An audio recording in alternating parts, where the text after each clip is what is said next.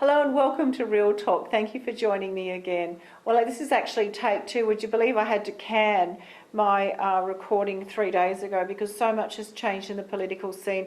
But the really great news is we now have a government established, a coalition government. What I'm really pleased about is that negative gearing has been left alone. And I actually think that Bill Shorten has learnt a real lesson. You don't mess with people's superannuation.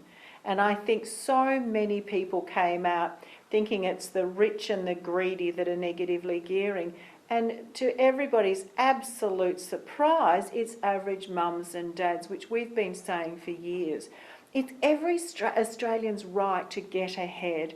Whether you're saving, whether you're into shares, whether you're into property, it doesn't matter. The most important thing is that you're investing. And I think another really big lesson that the government learned is don't mess with our superannuation. For years we had instability in super. Do you know how long it takes to rebuild confidence in the average Australian when you start messing around with things? It's a decade, let me tell you. So I think that if you listen to Talkback Radio right now, there's a lot of chit-chatter even within the political party itself, the coalition party, to say, leave super where it is. So I think there's been a lot of lessons learned. Good news, unemployment is up, so the percentage is down. We've dropped to 5.8% unemployment, which is fantastic.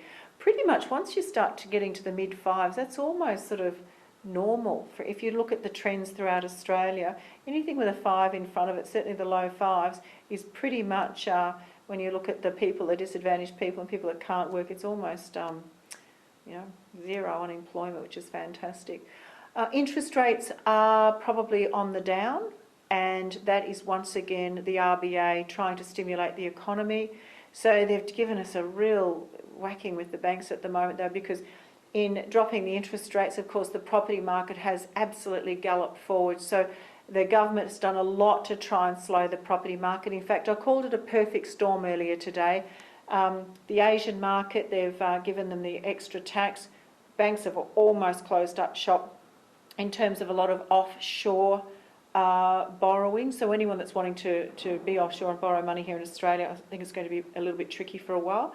But one thing you've all seen, and I have certainly commented over the years, is when things tighten, they tend to loosen again after a little while, so watch this space. I think within 9 months we'll see an easing of that again, I really do.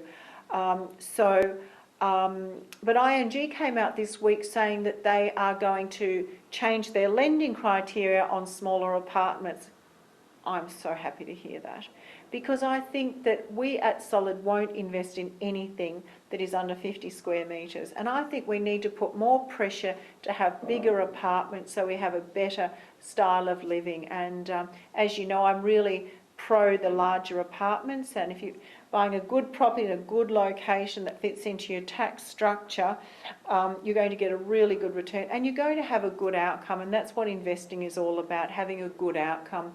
Before I close off today, 2 things. Firstly, is if you scroll down, Amanda and I have put together the start of what will probably be about 50 articles trying to get our investors smarter, trying to educate you, bring you up in terms of how you look at financial planning, how you look at debt reduction, how you look at saving, how you look at spending in your household. So please scroll down and read our article, because we've launched Get Smart. Go to my website, look at the Get Smart tab. Instead of doing a 1.5 hour seminar, we're actually taking our seminars out now to be 4 hours on a Sunday morning.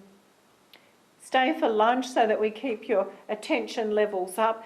But Simon Birch is going to be talking for about 45 minutes on mortgages. I'll be talking on property. Nick's going to be talking on shares versus super versus property, where to put your money, where to put your focus. Because there's some very interesting formulas. If you're in the first 5 years of your home loan, you're actually better to try and bring your home loan down. But after that, it might be better that you put your money into another property or into super or start to diversify. So Nick's going to give us a whole rundown on those sorts of things. Sarah Jane Beddington's going to join us on property management, getting the best out of your asset. So you'll have arguably 4 of Melbourne's top speakers talking to you about the difference between cash, shares, super, property, insurance, the whole gamut. So come along and see the early bird price, $30, pays for your lunch. I hope you enjoy it. I'll sign off on that one. Thanks very much for listening.